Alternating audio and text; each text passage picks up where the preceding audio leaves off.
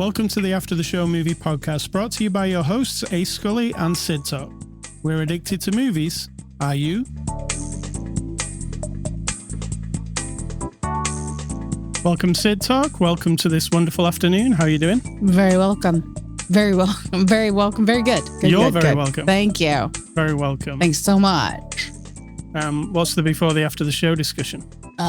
Before the after the show discussion included a little bit about this movie, me forgetting the other movies, the audio. I forget what I said before that was really funny. Your memory's not very good. You forgot the movie. You forgot what you said. I remember the movie. This movie, I remember. Oh, yeah. You don't remember the movie before this movie. Correct. I forget what we watched last week. Right. That's a good thing that we have podcasts. It is. So you can go and look it up. That's about all the before the after the show. I'm looking at pictures I just took of bees on my flowers outside. Very good. Yeah, that's it. It's really not that super exciting. All right. It's Friday, June the 28th. This is After the Show number 845. We're a movie review podcast. Every week we look at a new movie. And this week we're looking at Godzilla x Kong, The New Empire. It's a 2024 release. Out now on Blu-ray, 4K, and streaming services. It's rated PG-13. It's an hour and 55 minutes long. And it's from our friends at Warner Brothers, who sent us a copy of the 4K disc for review. Cidtalk, can you give us a synopsis of the movie Godzilla x Kong, The New Empire? I was going to say The New Dimension. Kong, was it? Godzilla x Kong. Did you forget? No, I'm thinking Godzilla x Kong, as if he's been in prison. Oh, right. Yeah, okay. Not C-O-N. I mean, it's Godzilla and King Kong and then other big stuff and a story that someone's trying to weave around it with humans. And yeah, I'll give you the real one. I feel like it's pretty... if you don't know what it is by now, you probably wouldn't be listening to this podcast. So here is the real synopsis. Two ancient titans, Godzilla and Kong, clash in an epic battle as humans unravel their intertwined origins and connections to Skull Island's mystery. Yeah. It's that kind of thing. Yeah. Yeah. Now, we just watched the TV show Monarch on Apple TV, which is it's in this universe, right? Mm-hmm. We watched the whole thing and really enjoyed it. Yes, Monarch was good. Yeah, it really was good. And we've also watched all of the other Godzilla movies, even though Cidtalk will not remember a single thing that happened. I'll tell you what I remember. Millie Bobby Brown. Kong from the 30s. Kong from 1976. Kong with Ferris Bueller. That's Godzilla. Yeah. So there, see, I'm starting to fade there at that point. You're crossing the streams. Crossing the stream. I do remember Godzilla with Ferris Bueller. Yeah. And I've seen Godzilla movies like from the 50s and 60s, just randomly. Yeah, we saw some on Svenguli's show. Maybe the quality is what makes me remember. Uh-huh. And lack of quality helps me forget. Oh. Did you ever think of that? Yeah, I get it. You catch what I'm throwing? I catch what you're throwing, yes. Yeah. I'm just not interested in the stories. I mean, we'll just get started on this already. I am not interested in the story of the whole, how humans interact with the Titans. The Titans are the things like Mothra and Godzilla and King Kong. They're from another dimension in quotation marks, which is subterranean hollow earth. And then there's another subterranean earth in there. But is it a dimension or is it hollow earth like the core? It's just too much. And someone's trying too hard to make a story out of it. I just like the idea of these big giant creatures existing at some point, obliterating humans, and then we all move on. Well, we won't move on, but Yeah, I get what you're saying. Yeah. Yeah. So they're trying too hard. Well, guess what, Cidtalk? We're only in the synopsis. We've not even got into the review yet. That's my review. I'm moving on. So, Cidtalk, what do you think of the movie Godzilla x Kong, The New Empire? I think I just filled you in on that. I like it. I didn't say that. I enjoy anything that's Kong or big giant things. I love the concept. I love the idea. And I've loved Kong since I was a kid and watched not Kurt Russell, but the Big Lebowski deal with him. And so I enjoy the whole of it. I just don't like the forced story and the really bad writing and the really awful characters. What do you think? Okay, so we've watched all of these. I didn't like the first Godzilla, 2016, I think it came out. I always have the same complaint. It was too dark and you couldn't see what was going on. Now, you couldn't have that complaint about this movie because this movie's fine. It looks good. Right. And then there was a sequel to that. I loved Kong Skull Island, which was also part of this series. And then as it went on after that, it just got more and more bland and just, okay, we've seen monsters fighting in cities. Yeah. Here it is again. Each movie consists of a new way of making the monsters fight in a city, basically, doesn't it? Including this movie. Yeah. And at this point, I feel like I've seen every single way a monster can be through out a building. It's not exciting. And even though they threw him in the pyramids, right? We got Kong falling into the pyramids. And the Colosseum. The pyramids, Rio de Janeiro, everybody gets destroyed. We have to know thousands of people have died, which is not addressed at all. We have that sort of cutesy attitude constantly. There doesn't feel like an overall threat at all to me. Like, maybe I should feel threatened that these giant... But then the story is what? That in the subterranean dimension / Hollow Earth below Hollow Earth. See how weird it gets? There's a dude who's like a gorilla who's like Marlon Brando from that movie, you know. Oh, yeah, Apocalypse Now. Yeah, so he's like in his chair all draped over and he's all fucked up, like his mind is all fucked up and all he wants to do is come to the surface and like take over the world. And there is indigenous people down there who have this story that he's going to come to the surface someday and destroy the whole world. And he's so... not interesting. And he's controlling another Titan to come and help him destroy the top layer of Earth, which is us. I don't know. It's just like, even as I'm saying it, it's too much. Like, you're trying too hard. Based on like the old Godzilla movies that had all these theories and stuff.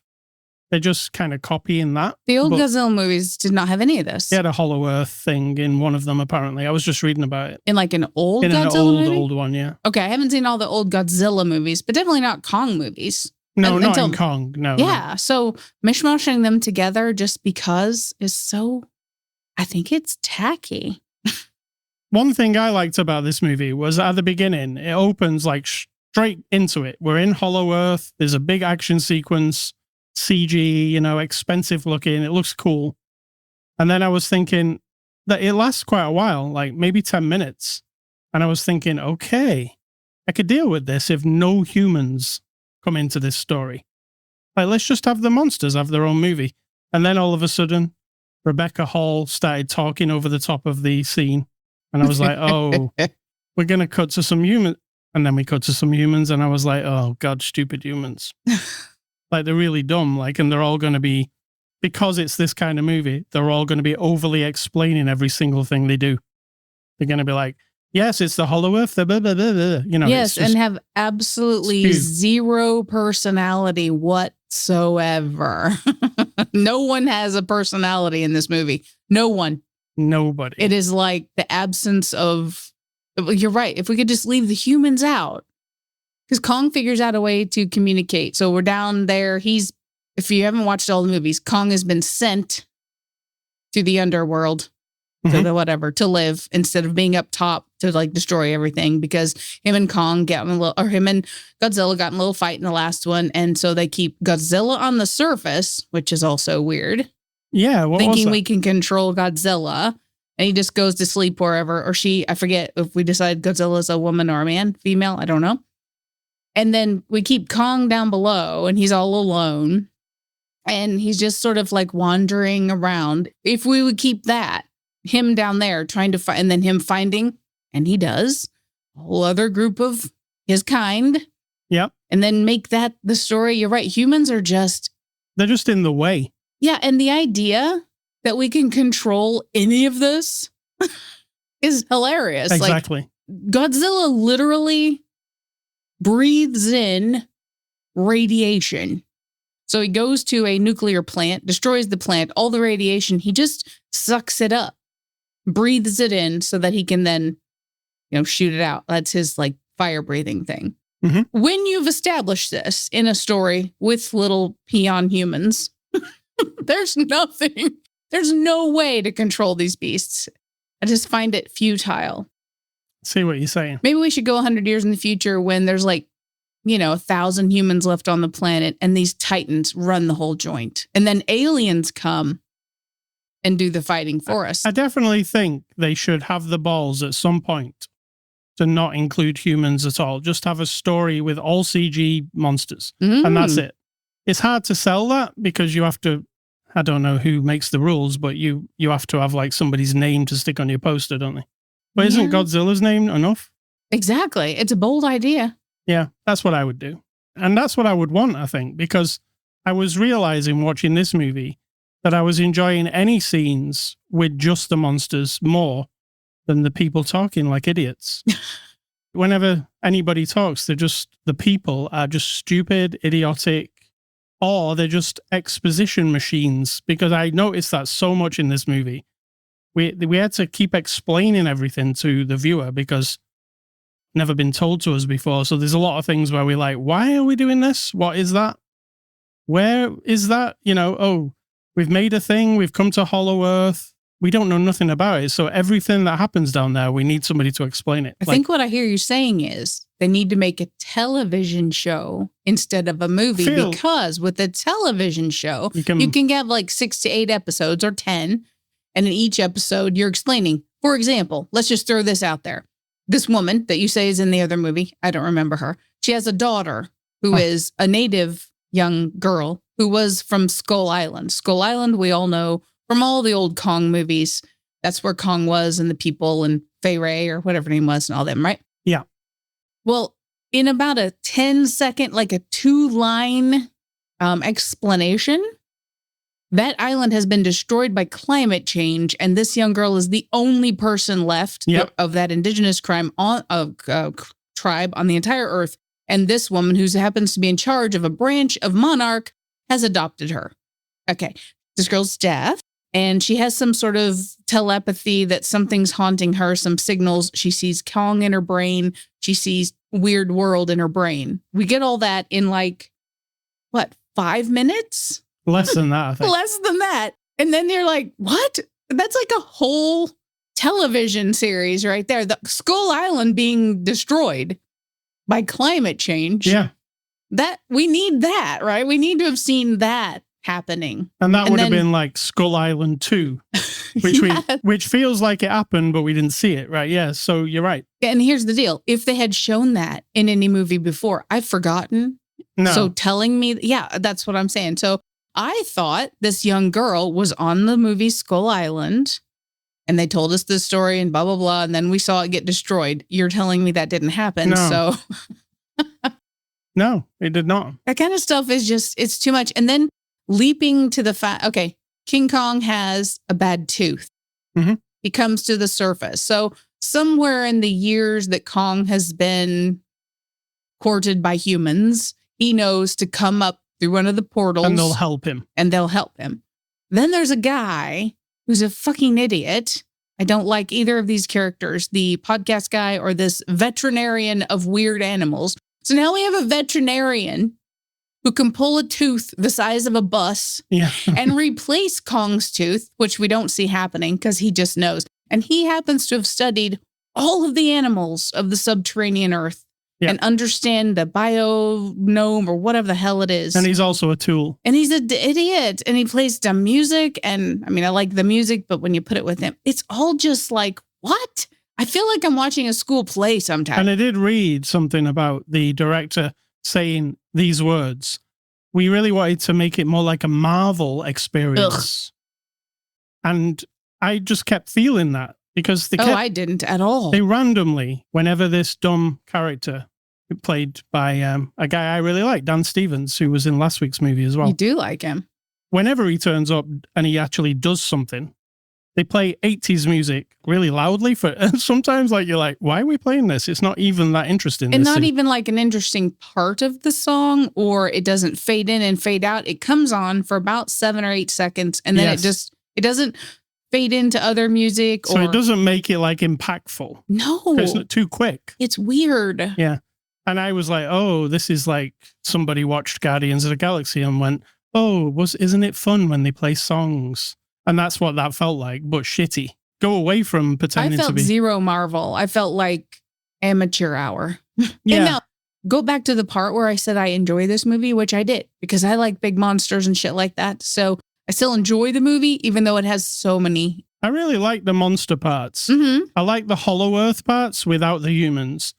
And there were occasional times where I liked the humans all right, but they were a bit too idiotic to even be on their side. Like, I'm on the monster's side. I'm even on Godzilla's side when he's fucking things up. I'm like, whatever. Well, what we're learning about Godzilla is that he or she and Kong, from the legend of the indigenous people who are inside the subterranean earth below Hollow Earth, stay with me here, they are the guardians of keeping everyone safe. They are from a race or from their own species where their job is to protect the surface world. Godzilla, not so much humans, but Kong, in their legend, is supposedly here to protect the humans. Yeah. So what we're finding out is Godzilla and King Kong and Mothra are all good. Mm-hmm. They're just, pissed off with each other in all of the other movies that we've seen, and no one had any other no one other figured it out. Like, yeah, you're right. They weren't good in some of the other movies, were they? not friends at all. So It's just like, don't layer on shit that makes no sense. If you're going to do it, and I don't advocate this, start over from scratch again. Like, if you're going to just try to, it's like trying to pack a suitcase that's so full, and then all of a sudden you have your parka or your big coat that you need to shove in there, and you're really trying hard, and it's not going to close. Well, what happens is some of your other important things, right, are going to have to come out for the parka to go in. And I feel like that's what they're doing here. They're like trying to make shit fit that doesn't, and getting rid of things that are important, like a thread of a story that I would be interested in that tells me like the real history of these giant creatures. And is this another dimension, or is it just the center of the earth? I don't even understand all of that shit. No. And also the gravity thing. Yeah. Oh my God. They just messed with everything now. Oh my God. There's this thing the indigenous people have in the subterranean world below the hollow world. I will just keep saying that. It's like a big crystal, and they can wrap ropes around it. And this lady can switch her arms around and change gravity. Yeah. Up becomes down up becomes and up. down here, up there. I don't even understand what we're talking about. I mean, I understand what gravity is. It's almost like they just invented that so they could have the fight where they're jumping from rock to rock. Yes, that's what I was thinking. And literally, because that's it. Like, instead of us going to space and having them dance around in space, like bouncing around, we're going to do it. That's exactly what I thought. Because there is a sequence near the end where they fight in zero gravity, basically, jumping around, floating around, and you're like, okay. It's really lame. I almost would prefer if you just went totally apeshit and sent them into space for a fight. Ape shit. I get it. Yeah, you see what I'm saying? Let's get on to the cast here. Rebecca Hall plays Eileen Andrews. She was in the last Millie Bobby Brown version of this. I mean, she's fine, and she's committed to being good as that character. It's just unfortunate that her character is nothing. Like, she's the head of something, and this girl she's adopted. She's something to do with Monarch. She wears a Monarch badge. Well, she's the head of something operations or whatever. IT professional. No, she isn't IT because she knows nothing about technology, it seems, because she has to keep asking that guy. True. Yeah. So no, she's not in the IT department. We got Dan Stevens as Trapper. I like Dan Stevens, but this is a bit much for me. Oh, Trapper is the idiot veterinarian who knows all about these mysterious animals and can replace Kong's tooth. Yeah. I mean, my goodness. And I have no idea what Dan Stevens' accent is in this movie. Oh yeah, I thought, is he British? He's British. Okay. And he's got a semi-posh British accent. And in last week's movie, Abigail, he did like a Boston accent. But he sounded like a British man doing a Boston accent to me.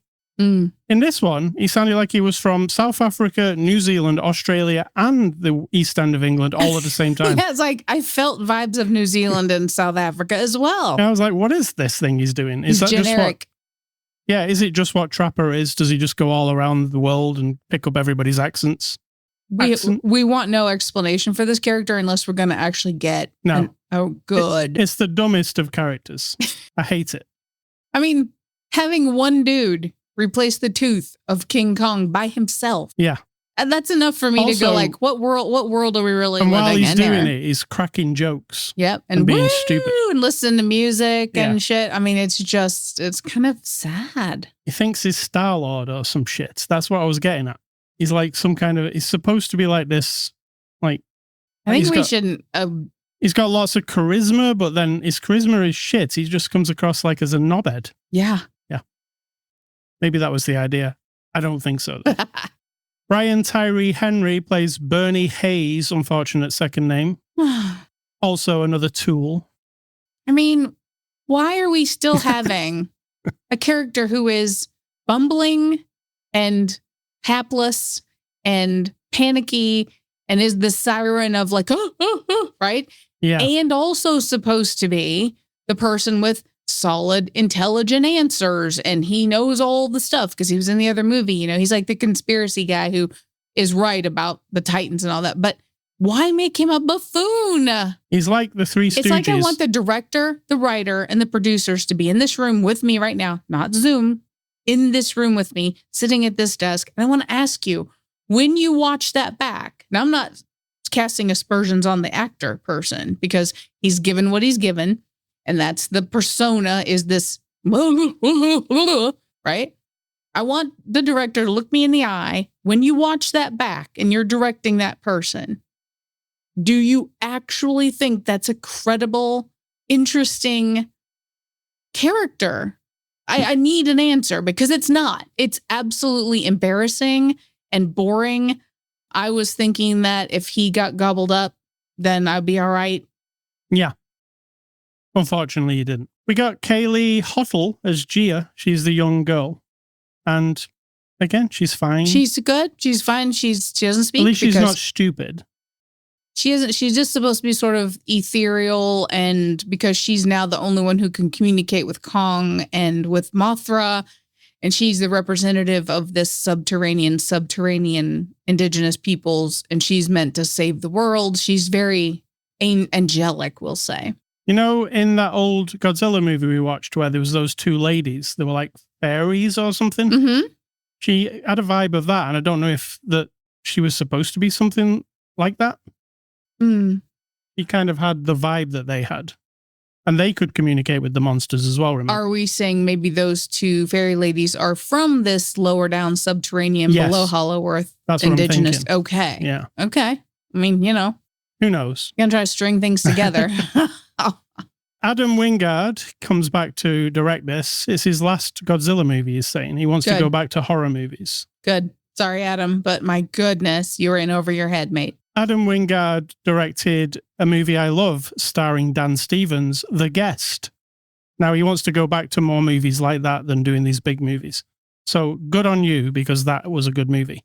He also did the Blair Witch remake, which I don't remember a lot about it, apart from it was strange. Do you remember? Blair Witch 2 or Blair Witch? No, it's the new one that they did in like the 2013s, 2014s. I don't even remember. I probably saw it. Well, there you go. I'll have to listen to that. See what I feel like it was kind of forgettable, but I remember a part where somebody gets stuck up a tree. Yeah, it wasn't very good, I don't think. And he also directed Godzilla vs. Kong, which was the one before this. So what do you think of Adam's direction? Adam, I apologize, but it's really not. It's like the cookie cutter movie. Yeah, it's not substantive at all. There's nothing that sticks with me except for the negative things. And even though I'm a firm lover of King Kong from the time I was a child, I will always be loyal to the character of Kong, because think about it. Kong, Godzilla, Mothra, they're the most interesting characters. Yes. Because Kong is alone, and then we see him struggling, and then he gets the shit beat out of him, and then he triumphs, he rises up to become King Kong of all these new, is he a gorilla? Friends that he finds in this subterranean earth below Hollow Earth. Right. He's had a hard time, right? I'm cheering for Kong. I was cheering for Kong. Yeah, I was cheering for Kong in every movie that I've seen of Kong, because can't help it if he's big. And he's not out to destroy things on purpose. He was out on this island and people fucked with him. I mean, yeah, I think he killed a few people on Skull Island over the years. Yeah. Only because they were fucking with him. Or that sacrificial thing where they'd put the woman on the thing. I mean, if you watch old Kong movies, they put a sacrificial woman, and then he would take him off to his lair. But I think what he did was accidentally kill him because he didn't know. No. He's alone in the world, right? So I'm all for Kong. Godzilla as well as a character. I don't know what kind of lizard brain this creature has, but aware of fighting battles with creatures similar to themselves, right? So we're not really a factor. So if they crunch a big city or whatever, it's not on purpose. It's not like, humans, I hate you. It's like, I'm big. What the fuck do you want me to do? I can't not crush you when I'm trying to save you. Mothra, as we've been told in this movie, is just meant to save the whole world all the time. So she's all right, I guess. Yeah. So they're very interesting characters. Yeah, and the actual CG and all that stuff of the monsters I liked. Thought it was really good. Sometimes. I mean, there were moments. There were moments in the Hollow Earth where I was with it. I was like, okay, Kong's running around and is Little Kong. Yeah, we need a smaller version. Diddy Kong. Mini me. Yeah. I kind of like that. There was some good. I think if there's a positive, it was like the spectacle of the CG was like crazy. True. Straight from the beginning. Like it didn't hide it or wait for it to happen. None of it takes place in the dark.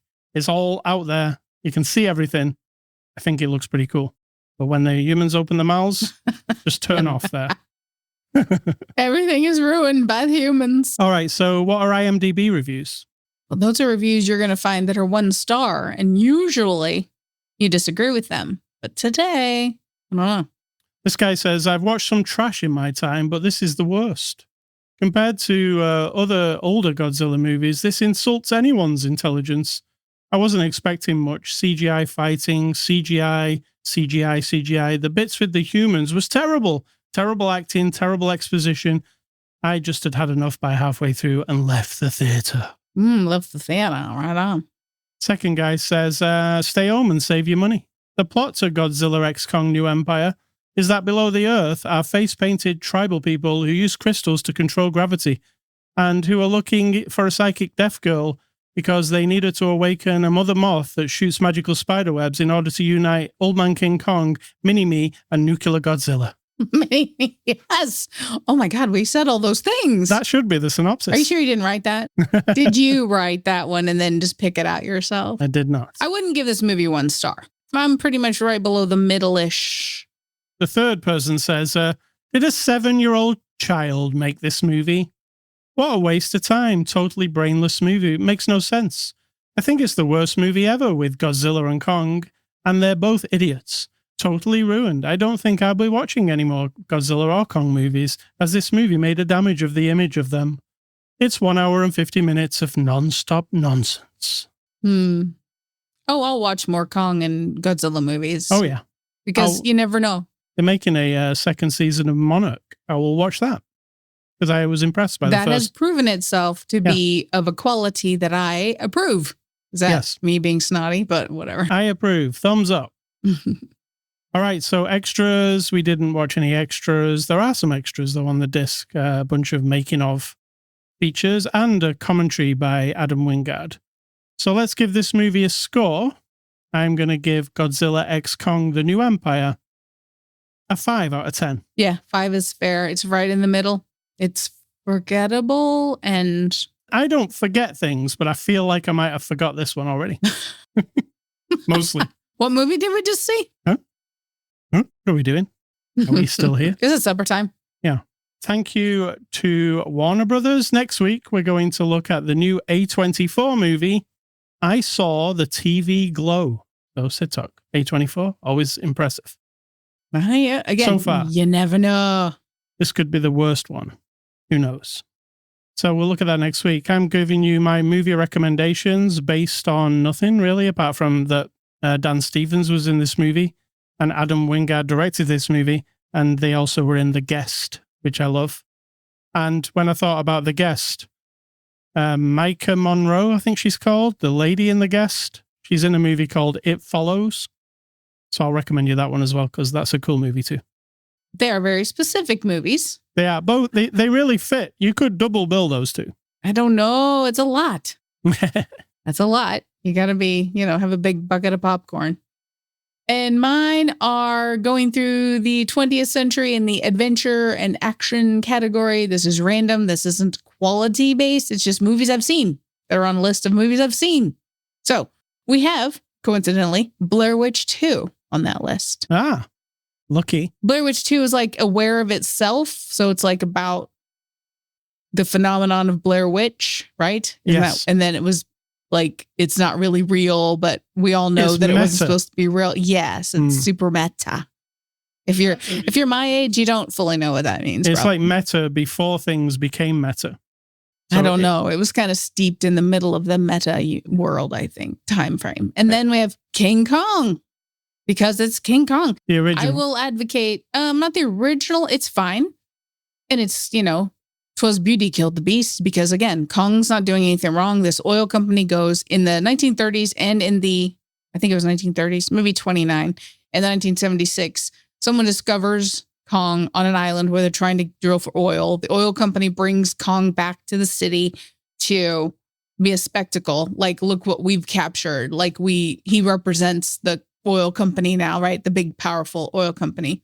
Well, of course, Kong, just wanting to live his life, breaks out and destroys a bunch of shit, climbs up the Empire State Building, takes Fay Ray and what's her name? Spoilers. Jessica Lange up the tower up the building with. You mean the Empire State Building? Empire State Building. Yes. And I mean, that one, the 76 one particularly, it's just kind of a slow burn. It's got a very specific vibe. It's got the Big Lebowski in it, What about Peter Jackson's one?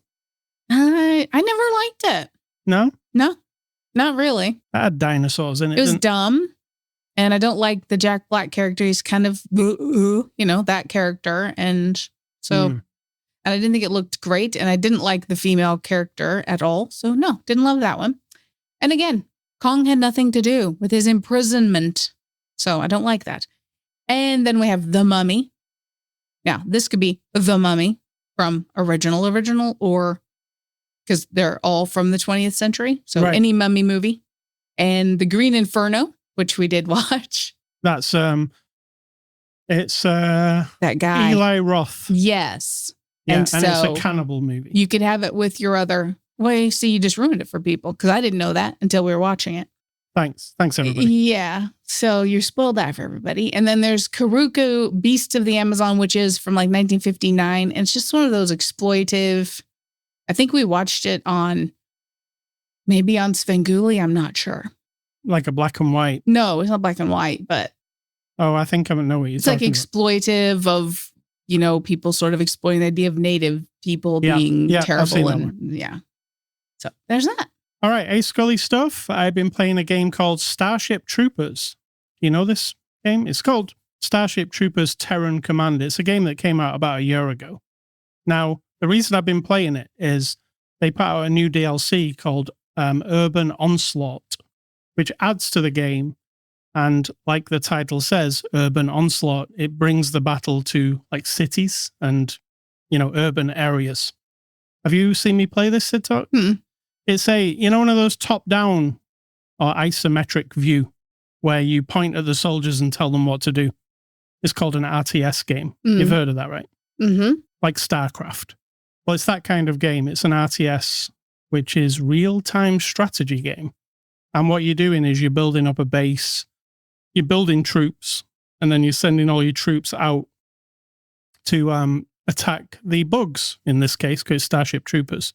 So I just wanted to mention this week that the new DLC is out, and it so happens that the Steam Summer Sale is on, and that's where you buy it. And it just so happens to have a discount. So Starship Troopers Terran Command is the name of the main base game, and Urban Onslaught is the new DLC. It's available on Steam. Cidtalk, what's for dinner? Well, for you, will be Jersey Mike's. For me, might be the food that I might have when I go out to play bingo with my sister. So we'll see. She plays bingo on Friday night. And we went last week and it was fun. And they have, the basics. We're vegetarian. This is why we're telling you what we eat, because people think we're starving to death, or there's some sort of advocacy going on here because we don't eat meat anymore. But there isn't. We're not vegan. It's nothing. We just don't eat meat anymore. But they have their nachos. So you have like the clumpy cheese dip, which is fine with me, and generic chips. And then you can get a chili cheese dog and chili nachos, a hot dog, a little salad, and then a bunch of desserts. That's about it. Now, my sister says she has brought with her a bowl of green grapes, pimento cheese, and crackers to share. So she takes her own food, which is hilarious. These bingo people, if you've never gone to like a standard ongoing bingo place, you don't know how serious these folks can be.